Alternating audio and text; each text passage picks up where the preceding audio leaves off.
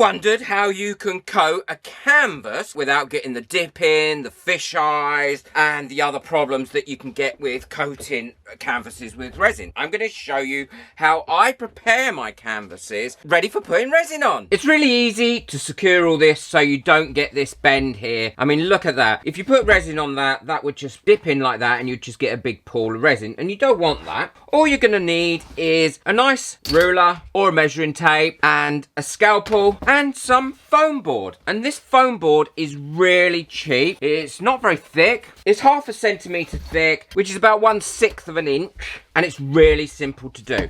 All you need to do is turn your picture over and have it on a flat surface, and then measure the inside measurements. So what I need to do is cut out a piece of this foam board that size. So I want this to be a really nice snug fit. Now, I've been using this method for absolutely years. I've got pictures that I've done 10 years ago with resin like this, and they've not been affected at all, and they've stayed really nicely in shape. They've not warped or anything like that. I always get a good result with this. Last time I did this video about 2 or 3 years ago, I got a lot of comments, oh, you should never put resin on canvases. Well, I'm sorry, but if you do it properly, you're going to have no problems at all, and it's going to look beautiful and last for years. And now that gives me a piece of foam board that should fit in there really snugly. Look how snug that fits in.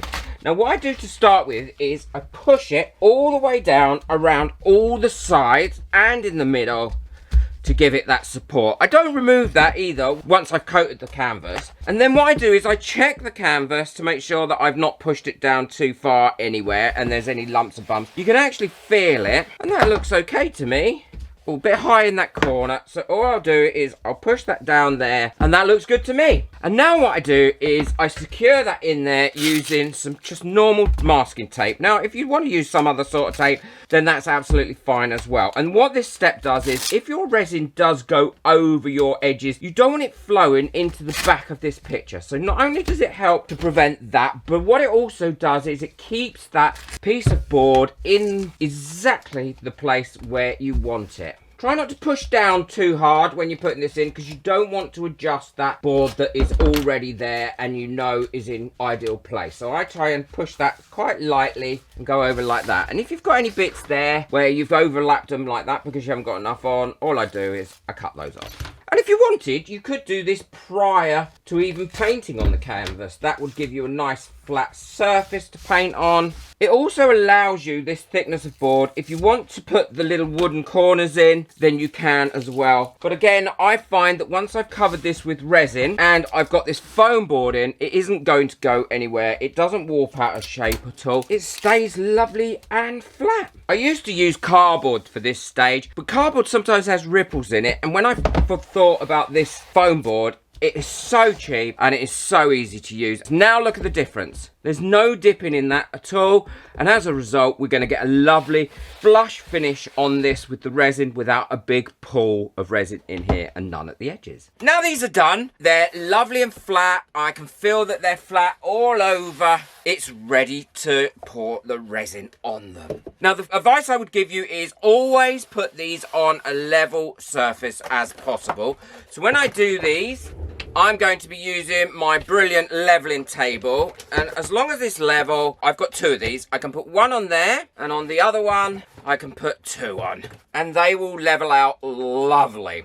So the reason that you get problems when you're coating large areas with an art resin is there is a problem with the surface tension of the resin. This resin has been specially formulated to make sure that the surface tension is correct and works really well, works for you rather than against you. The other thing is it has a really high gloss finish to it. It's bubble free. I wouldn't say any resin is bubble free, so I would still torch them over a little bit. And it has a 85D hardness, which is brilliant for covering things like this. The other thing that you won't get from this resin is you won't get that pull away from the edges, which sometimes happens when you cover pictures or like this, if you don't want to go right over the edges. It's got a really low odor, and the other great thing is it's got 3 times UV protect in it as well, which is really important. I don't want it to go slightly yellow and affect the color of your resin. This one, with all the bits that are added to protect against UV, it's going to give a great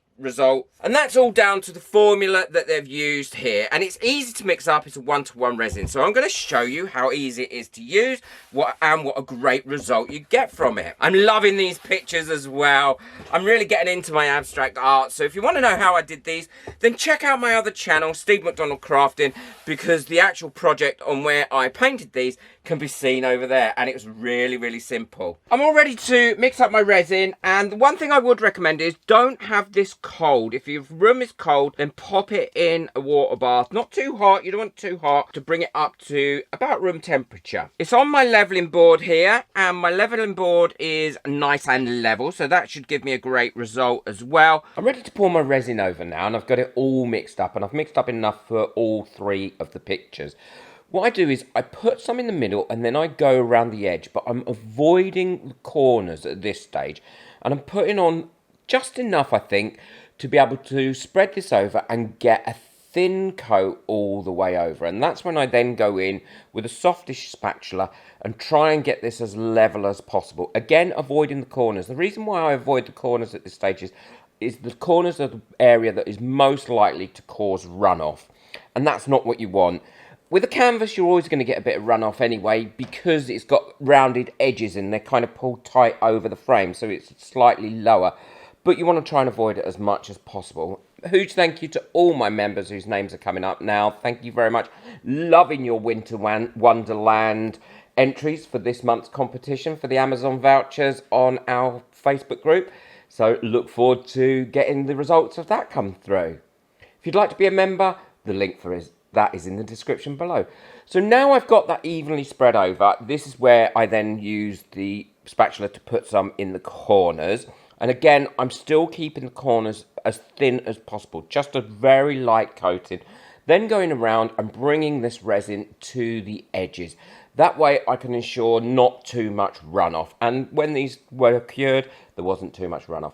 Once I'm happy and I've got everywhere cured, I will then put a dollop in the middle because that will find its own level, and then a tiny little dollop in each corner because again that will find its own level and just fill up those corners and prevent too much runoff. Awesome thank you as well to everyone that got me a coffee last month. People like you are what keep this channel going and keep me really, really happy. So thank you very much. The link for buying me a coffee is in the description below.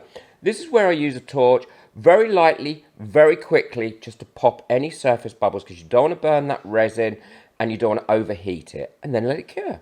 Well, these have all cured up now, and they've cured up really well. I'm so pleased with it. And this is why it's such an important thing to ensure that whenever you're using resin on a project, you're using the correct resin. I mean, look how lovely and glossy that is. As you can see, there's no dips in the middle at all, which is really, really important because we've used the correct resin and we've used the right approach to cover the resin. It's lovely and solid. The same for the other 2 as well. They have come out just as well. And look at that. I'm not sure if you can see that. If I show you down it, there is absolutely not one single little dent or fisheye or anything. And again, that's because we've used the correct resin. We have great coverage, lovely and glossy, beautifully and clear, and it has certainly enhanced those pictures. And I'm looking forward to hanging these up on my wall somewhere. And this is why I like to use the art resin by Tea Expert, this type of project, and certainly for covering canvases. And if I'm going to be making something on a board or a piece of hardwood, I would also use that as well if it's going to be displayed as a picture.